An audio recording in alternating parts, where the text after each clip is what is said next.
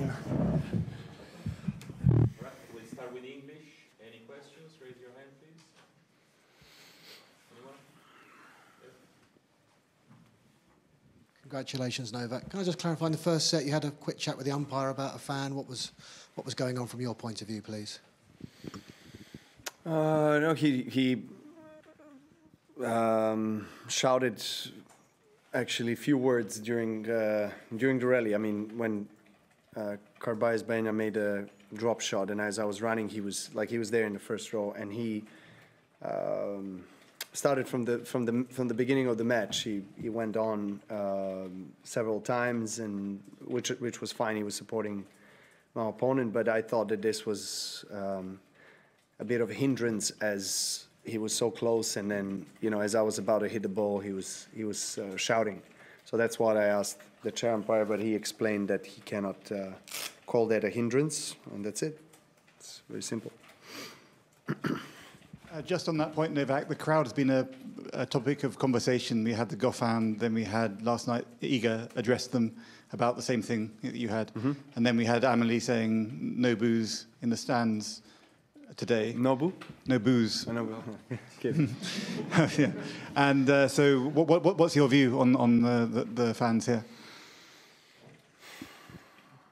Look, they're very passionate fans, At times they're not easy, and I have been having some love affairs with the fans here, and also some tough matches, some tough seasons. So I've experienced the both sides, and obviously you always want to be the one that they support, and or at least have a kind of a neutral atmosphere on the court, but it's not possible always for that to happen, and in particular cases when you're playing against a French player like Goffin did, or like I did first round, that's where you have to just be aware that you're going into a big battle, not just with your opponent.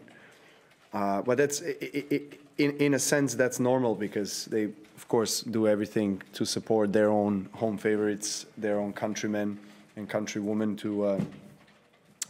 to win, particularly if they are underdogs, And I know that in the outside courts, I saw a little bit of highlights of the Goffin's match, and that they can be even more loud and inappropriate at times. It's part of what we do, It's part of sports. We are different from football or basketball, but at the same time, you kind of want the good atmosphere, right? As a player, like from my standpoint, I really want to see fans cheering, and I want to see that atmosphere. I don't. Wimbledon is different. Obviously, Wimbledon has its history and culture and tradition, but most of the other tournaments, you really want to see fans cheering and chanting songs and stuff, for the player or country. I think that's beautiful to experience. But it's a fine line when that line is passed, I guess, and when it starts becoming disrespectful towards the player. And in those instances, I understand that player like Goffin the other day reacted, because I've experienced quite a few times those particular situations. So I support a player standing up, against people who are disrespecting and heckling him. It's not always possible, to tolerate. Of course, it's very much needed, because you don't want to be spending unnecessary energy elsewhere. But at times you just have to face somebody that is heckling you. That's all you can do. Novak, a bigger picture, 2 matches in, and overall this year, how many matches like this do you need to clock in and say mentally, but also from your strokes, I'm this guy who won all these slams and I can win the slam again? Well, there's always that kind of conviction and belief inside of me that I can win a slam. I mean, that's the reason why I'm still competing at this level. That's why I'm here at this age, I wouldn't be really competing at the slams and continuing to play professional tennis if I didn't believe that I possessed quality to go all the way to the title match. So, you know, I still, of course, sense that I have the game and I have the goods to go far. But as I said in the press conference prior to the start of the tournament, I don't want to get too much ahead of the present day, because I haven't had really a great form as a lead up to Roland Garros. So I have to keep my expectations a bit lower. Of course, hopes and beliefs and convictions are always there, always high. And I always aim for the highest star, so to say. But, you know, I'm being very conscious of the present moment and what needs to be done on a daily basis to build my form as the tournament progresses, hopefully, and then peak at the right time when it matters the most. Novak, could I just ask you a question about Rafa? Obviously, you've played him so many times. What for you was kind of the peak Nadal? Well, I've played him so many times that I think he peaked more than a few times against me in Roland Garros particularly. You know, I've played him here from first time, I think it was back in 2000, could it be 6 or 7? And then the last time we played in 2020, what is it, 22. So, yeah, I've experienced firsthand, so to say, from the court, his evolution as a player. I actually think that he has improved his backhand as he was getting older. He was probably conscious of, you know, physical struggles that he had, and he had to be more aggressive on the court.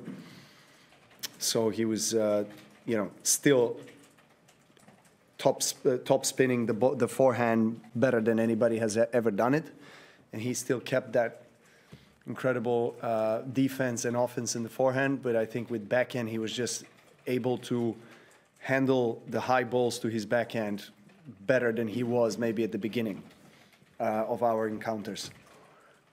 He was, you know, probably moving better and had better physical condition in the first 10 years of his career in Roland Garros, but then after that he had to adjust, and I think he did very well with the backhand particularly. I found his backhand very, very, very consistent and really a big weapon that, you know, the kind of pattern against Rafa was kind of always trying to find that backhand, you know, get him out of the court and open up the forehand. But, you know, then he improved so much in that backhand and court positioning that it became, you know, impossible to find a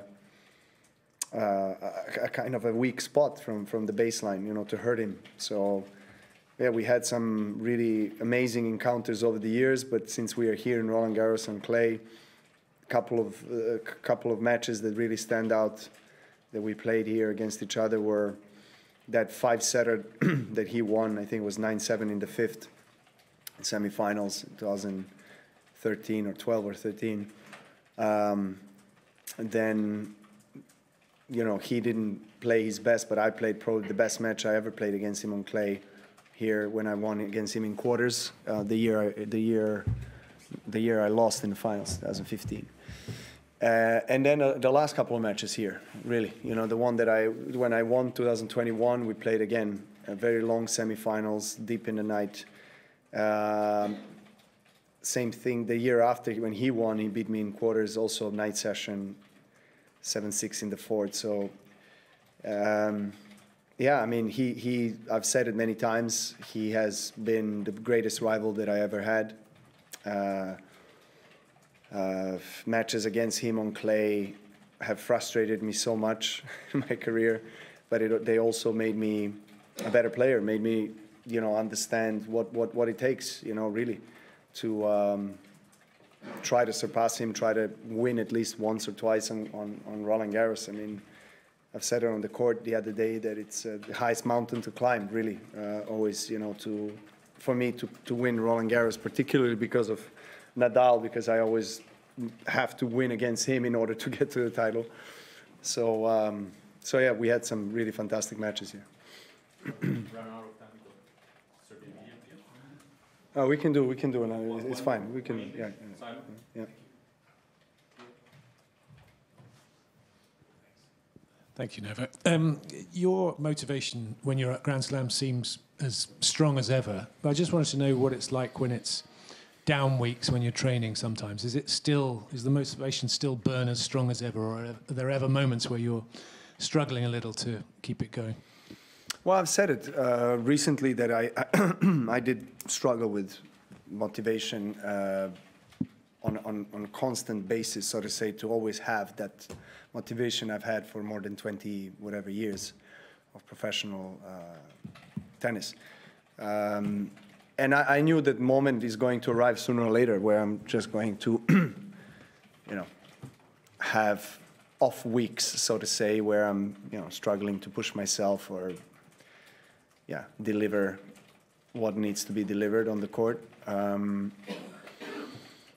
But in terms of my commitment to the practice weeks and practice sessions, that hasn't gone down, to be honest. I really, whatever my team and I, agree on and whatever they want me to do, I do it. I show up every day on practice courts and gym and whatever I need to do fitness-wise, mental preparation, whatever it takes.